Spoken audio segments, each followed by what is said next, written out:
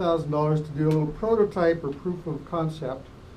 And I said, well, you could do that on Kickstarter, but would you recommend Indiegogo? Do you have any thoughts on that?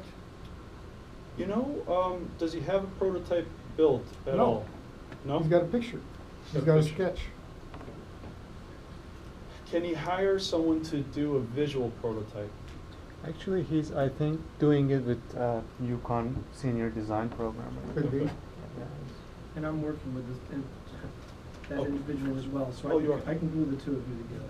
Cool. Yeah. Cool. Because there was a Kickstarter called the InstaCube, which was just a picture frame that had a feed from Instagram, and all they did was create a prototype that wasn't the real prototype. They didn't have a working model, but it took them 3 years to fulfill the rewards, and people were thinking they were fraudulent. So the thing is, you can do a visual prototype, but you make sure that this individual understands the whole manufacturing process and what it could take.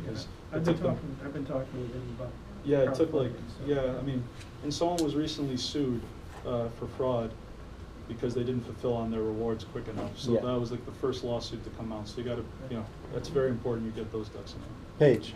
I know, I've seen a lot of consultants popping up, helping entrepreneurs through the Kickstarter projects.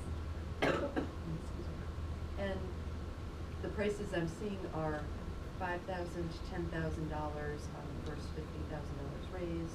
So you're talking 5–10% to the service, as well as the 5% or more to the platform. Sure. Can you talk, you know, have you seen that service really showing a great value as they're bringing these entrepreneurs through the crowdfunding process or the Kickstarter process? I have And seen. just talk about the fees involved, because when you start talking about 20–30% off the top, it starts to get It's very expensive. expensive and really expensive. takes away from the project. So That's a valid concern. One company I know, and he's a really good guy, Eli Regalato, I think it's the Mad Hatter Agency out of Denver. When I went to Denver, he allowed me to speak there with him. He was on the panel too. He says $15,000 is what I charge people to do this, but he takes on like high impact tech projects. So like he'll take 15,000 and do a lot of things, like help them through everything. And if they're raising, you know, so much over their funding goal, then it's worth the 15,000. Because what happens on a Kickstarter and Indiegogo is you could set your target for 50,000 as your goal, but if you still have time and you hit that number and you still have time in your campaign, you could keep raising more money. It doesn't stop when you hit your goal. Like a perfect example is Pebble Watch. You know, they asked for 100 grand on Kickstarter and they raised 10 million. Ridiculous. 70,000 backers, which means they had a backlog of all these things, and then of course they got venture capital to come in because they couldn't handle it. But like, so it would only be worth it if they raised more money than you know what was asked. And so that's the goal. By hiring a consultant, the project creator is saying that I trust this person will raise more than what I asked for. And just one moment. As far as fees go, the way that we do it is, the way that my model is currently, and I'm still working it out, is I provide a tangible benefit with social media, right? So upfront, monthly retainer, I'm going to charge for social media, which is anywhere between $500, $750, $1,000 a month per platform. And then it lowers if you do more than one platform, right? So the tangible benefit that I provide is my monthly retainer. The consulting that I'm doing and the hands-on work I do, I say, we'll do that on the back end, because you won't know if what I did for you is going to work until we raise the money. So I don't feel good about asking for a $1,500 to $2,500 a month retainer just to consult. So in other words, I show them that if you're an established business, not only are we going to use your social media for crowdfunding, but if you're an established business and you're making sales, I'm going to increase your sales. Like, by increasing your sales, you're getting their information. That's helping you in your crowdfunding. And so not only am I helping them with crowdfunding, I'm selling my service as not only are we going to crowdfund, but we're going to make sales now. The point is, social media is to make money now. You need this no matter what, not just for crowdfunding. And so we're using crowdfunding as a way to gather and funnel people, and they're going to do that. But we're really teaching them entrepreneurship as well. And did that answer your question on that? If people are not in social media right now, they're missing the boat. Gary? Sorry. How about communities? So let's just say, for the sake of argument, in Tolland, you have an individual that would like to open a Panera-type concept and has all the passion to do it, but just doesn't have the funding. And you have a community that would like to see something like that in the town. Have you seen crowdfunding bring things like that together? There is a guy out of Michigan who has a platform that he's licensing out to communities across the nation for that purpose. So yes, if you can get a community to rally, the challenge is, how do you get them to know about it? So if you're in a community, then you have to get the local governments involved, you have to get the states involved, to really educate people first on what it is. One of the greatest risks, or rather one of the greatest challenges right now, I went to a Starbucks with my GoPro camera, and I did an informal video poll of 8 people. 7 out of 8 people had never heard of crowdfunding or Kickstarter in Starbucks. I mean, if you go to a tech place, of course they've heard of crowdfunding, right? But Main Street America has not, which is why the opportunity is bringing the crowd to crowdfunding. Because as soon as you tell people about it, they're like, really? I had a great idea as well. And I, I had a dream once. I couldn't get a bank loan for it. I didn't have someone who wanted to invest in me. So you're saying that potentially if I put in a lot of hard work, I might be rewarded for that through crowdfunding. So, Doug, I'm going to ask this question of Put me on the you. spot. Yeah, because we, right, have an enormous, well, maybe not an enormous, but a fairly substantive cadre of startup opportunities that we're engaged with and have been engaged with for quite some time. Do you see this as this tool, crowdfunding tool, as something that improves the quality of the deal flow that we'll likely come in contact with?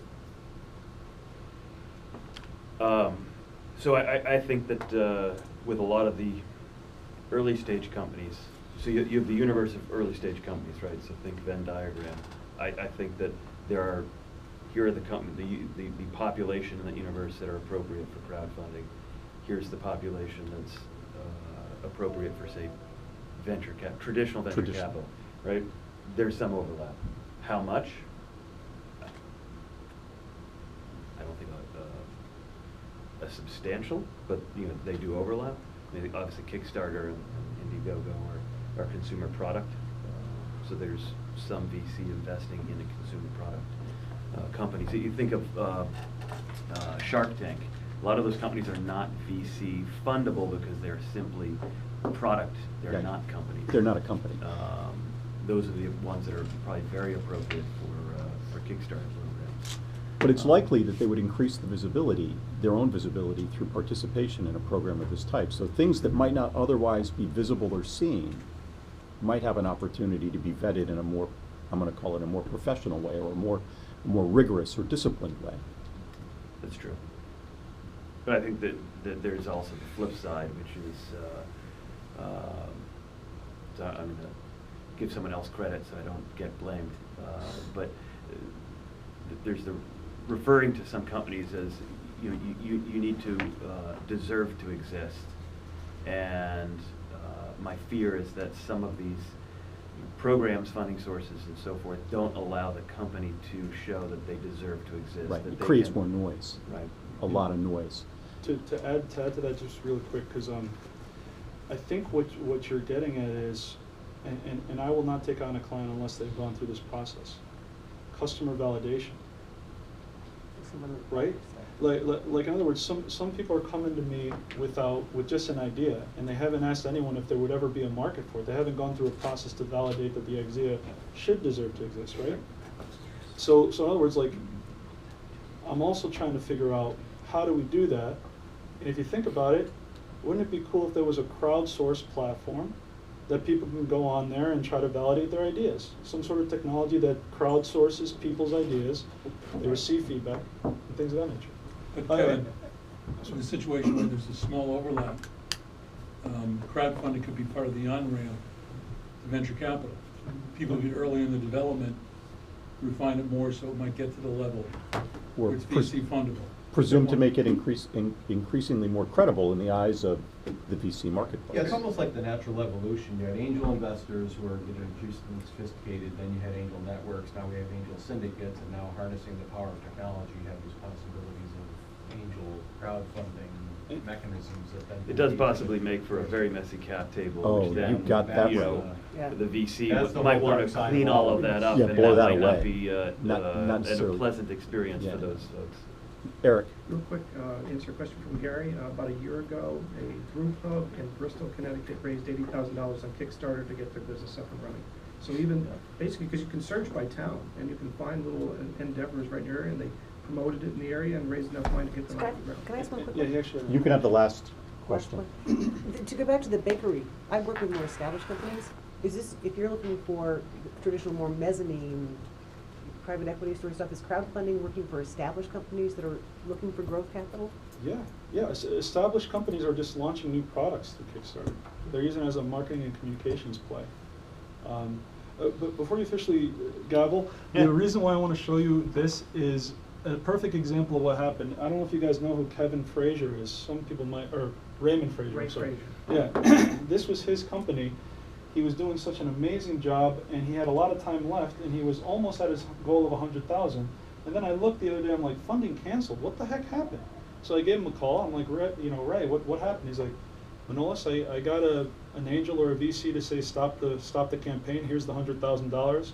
I want to invest in you because you proved to me that there was demand in this. Yeah, and that person connected him to Starbucks, and he's gonna be all set. Really? Yeah. Oh my God! Holy And cow. on that note, All right, so I'm Sold. gonna talk to him now. That's awesome.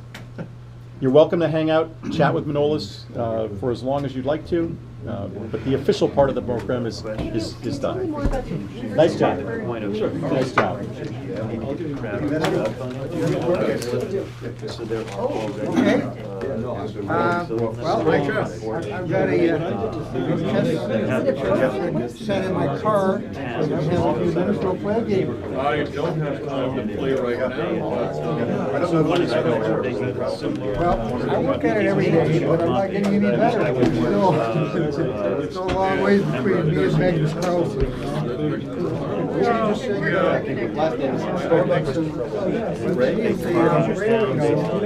The way to relax. Series of chess, series of puzzles. Maybe we can get together sometime. We actually do have time. Starbucks or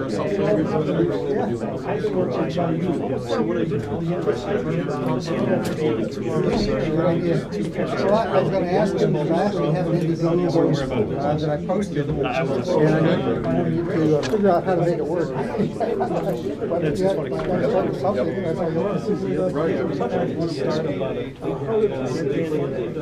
And he's kind of considering the funds this program. I think it started out as being more of a source of the entrepreneurs, a business model, and so profit, yes, pay ahead. Yeah, the idea is let's give away to better place. But he started out, so like a smart building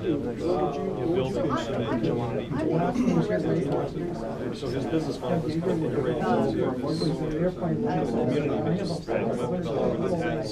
services like, what's happening. So you go down to watch Week from Monday? Yeah. And one of the modules he built into the website is crowdfunding. And he said, he gave me an example. What 15 years, hadn't had viruses. And so they put a crowdfunding up into social viruses. Put a donation in, and so they raised $1,000,000. So it was a short thing. One of all about you only sit on. Think about Economic development. I had years ago, maybe you create essentially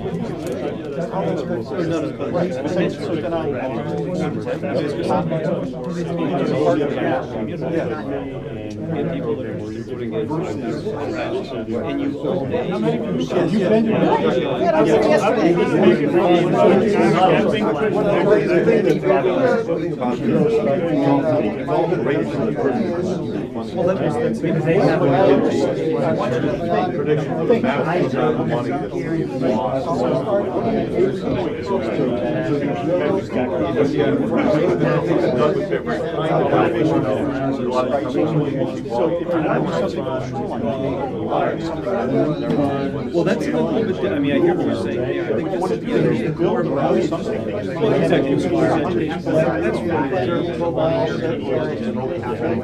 That's well, I was kind of the infrastructure. Kevin has perspective. He wants to build this.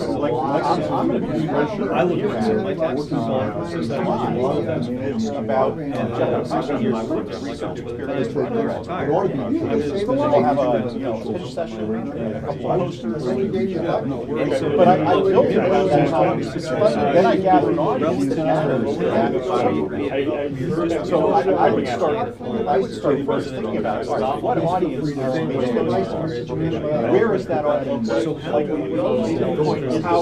how like, immediately when you think of me, I go, okay, Shoreline, that's yes.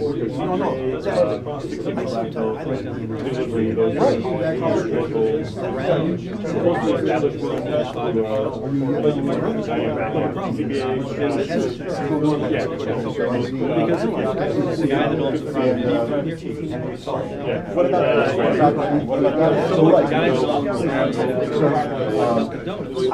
he's just hesitant. I will reach back out to you. Feel free to reach out to me. Give me a number. Sell property. Well, $2 million.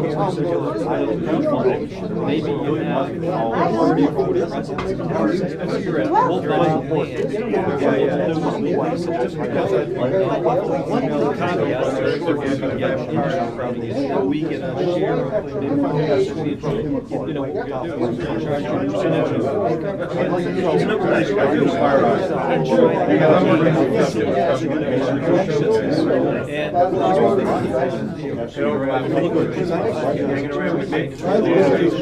And